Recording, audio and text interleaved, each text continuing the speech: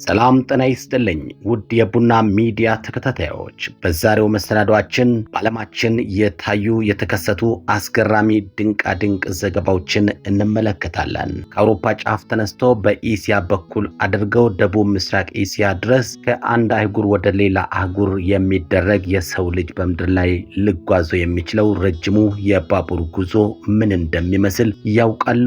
በትንታኔ አሰማለሁ። እንዲሁም የዓለማችን አስቂኝ ጦርነት ሰራዊቱ 80 ሆኖ ሄዶ 81 ሆኖ ተመለሰ የተባለው ምስጢር ምንድነው? ከኛ ጋር ከሆናችሁ የምትሰሙት ይሆናል። በስተመጨረሻም በምድር ላይ የሚሰማው ምስጢራዊው ድምጽ ሳይንቲስቶችን ግራ ያጋባው አስደንጋጭ ክስተትንም ይዘናል። አማኑኤል ኃይለ ነኝ። አብራችሁን ከቆያችሁ እነዚህና ሌሎች ድንቅ መረጃዎችን ትሰሙታላችሁ።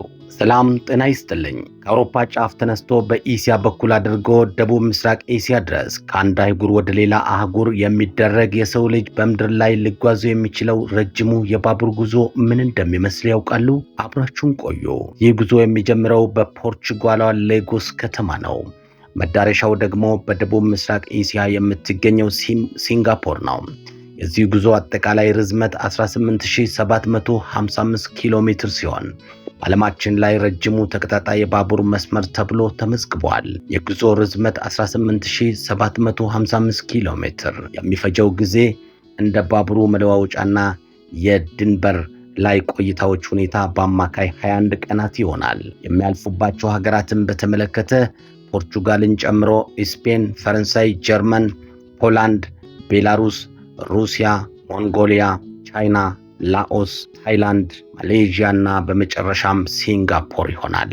ይህ ጉዞ እንዲሳካ ያደረገው በቅርቡ በላኦስ በኩል የተገነባው አዲስ የባቡር መስመር ነው። ቀደም ሲል ይህንን ጉዞ ለማድረግ በቪየትናም በኩል ረጅም መንገድ መጓዝ ይጠበቅ ነበረ።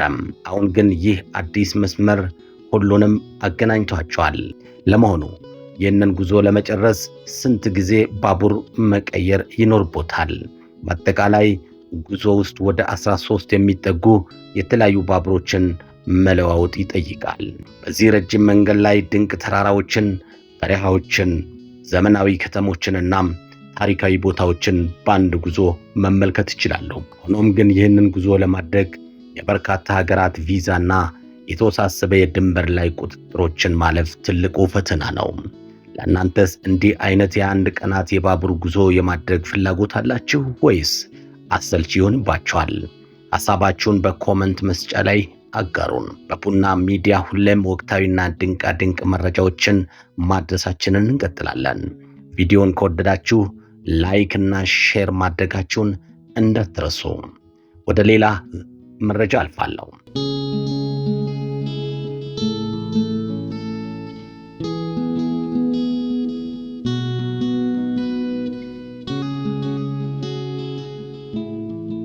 የዓለማችን አስቂኙ ጦርነት ሰራዊቱ 80 ሆኖ ሄዶ 81 ሆኖ የተመለሰበት ምስጢር ምንድነው? በዓለማችን ታሪክ መዝገብ ላይ ከሰፈሩ እጅግ አስቂኝና ግራ አጋቢ ክስተቶች መካከል አንዱን አሁን አቀርባለሁኝ። ጦርነት ሲባል ሞት፣ ሽረትና ፍርሃት ነው ትዝ የሚለን። ነገር ግን አንድ ሀገር ጦርነት አውጃ ሰራዊቷን ልካ አንድም ሰው ሳይሞትባት እንዲያውም በሰው ቁጥር ተርፋ የተመለሰችበትን ታሪክ ሰምታችሁ ታውቃላችሁ? ካልሰማችሁ እስከ መጨረሻው አብራችሁን ስትቆዩ ትሰሙታላችሁ። ታሪኩ የተከሰተው በ1866 እንደ አውሮፓውያን አቆጣጠር ነው። ሊechtenstein የምትባለው ትንሽ የአውሮፓ ሀገር በወቅቱ በነበረው የሩሲያና የኦስትሪያ ጦርነት ውስጥ እንድትሳተፍ ትጠራለችም።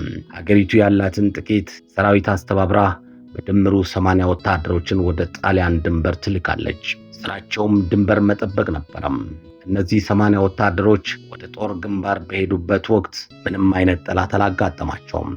ይልቁንም አካባቢው ሰላማዊ ከመሆኑ የተነሳም ጊዜያቸውን የሚያሳልፉት በደስታ በጨዋታና በሚያምረው የአፕልስ ተራራ ተፈጥሮ እየተዝናኑ ነበረም።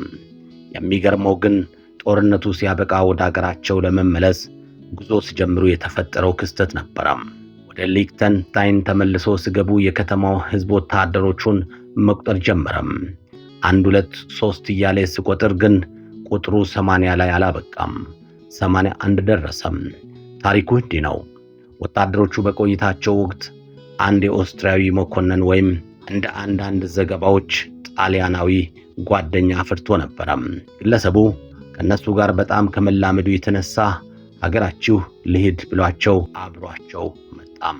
በዚህም ምክንያት ሊክተንስታይን 80 ወታደር ልካ አንድም ሰው ሳይጎድልባት እንዲያውም በትርፍ 81 ሆና ተመለሰች ይላል ታሪኩም። ይህ ክስተት በታሪክ ውስጥ ብቸኛው በሰው ቁጥር አትርፎ የተመለሰ ሰራዊት ተብሎ ይጠራል።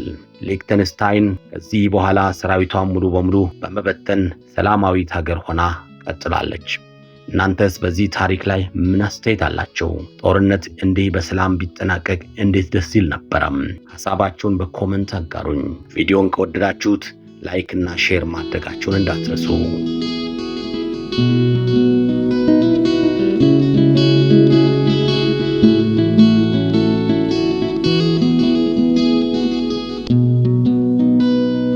ወደ ሌላ ዘገባ ስናልፍ በምድር ላይ የሚሰማው ምስጢራዊው ድምፅ ሳይንቲስቶችን ግራ ያጋባው አስደንጋጭ ክስተት አለ።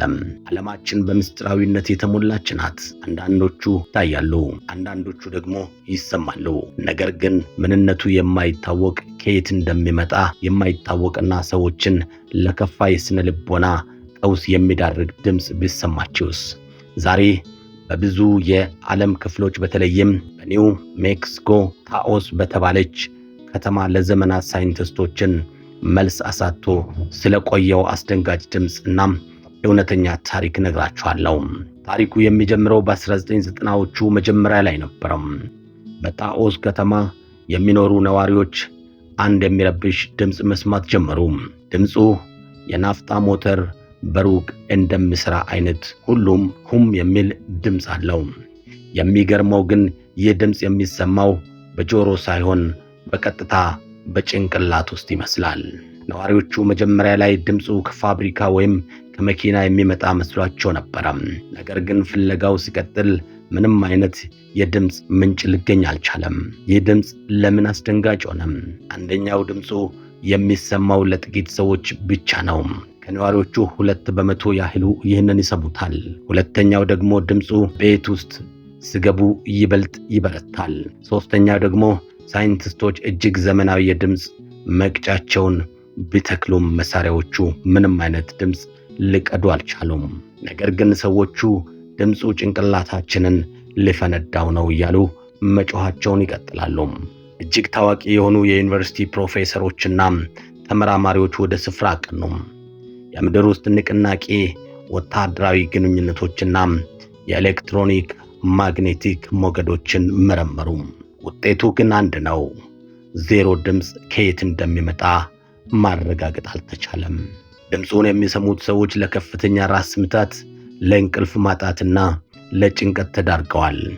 አንዳንዶቹ ይህ ክስተት ከሌላ ዓለም ፍጥረታት ጋር የተያያዘ ነው ሲሉ፣ ሌሎች ደግሞ በመንግስት የሚካሄድ ምስጢራዊ የሳይኮሎጂ ሙከራ ነው ብለው አምነው ነበረም። እስከ ዛሬዋ ቀን ድረስ ይህ ምስጢራዊ ድምፅ በታኦስ ብቻ ሳይሆን በእንግሊዝ፣ በካናዳና በአውስትራሊያም እየተሰማ ይገኛል። ሳይንስ መልስ ሊሰጠው ያልቻለው ይህ ክስተት የዓለማችንን አስደንጋጭ ምስጢር ተብሎ ተመዝግቧል። እናንተስ እንዲህ አይነት ድምፅ ሰምታችሁ ታውቃላችሁ ወይስ ድምፁ ከሰው ልጅ አእምሮ በላይ የሆነ ሌላ ምስጢር ይኖረው ይሆን? ሐሳባችሁን በኮሜንት መስጫው ላይ አጋሩኝ። ለቀጣይ አስገራሚ ቪዲዮዎች ቻናላችንን ሰብስክራይብ በማድረግ ቤተሰብ ይሁኑ። ሰላም ቆዩኝ። የዛሬው ድንቃ ድንቅ ዘገባችን ይህንን ይመስላል። አማኑኤል ኃይሌ ከቡና ሚዲያና ኮሚኒኬሽን ነበርኩኝ። ጤና ይስጥልኝ።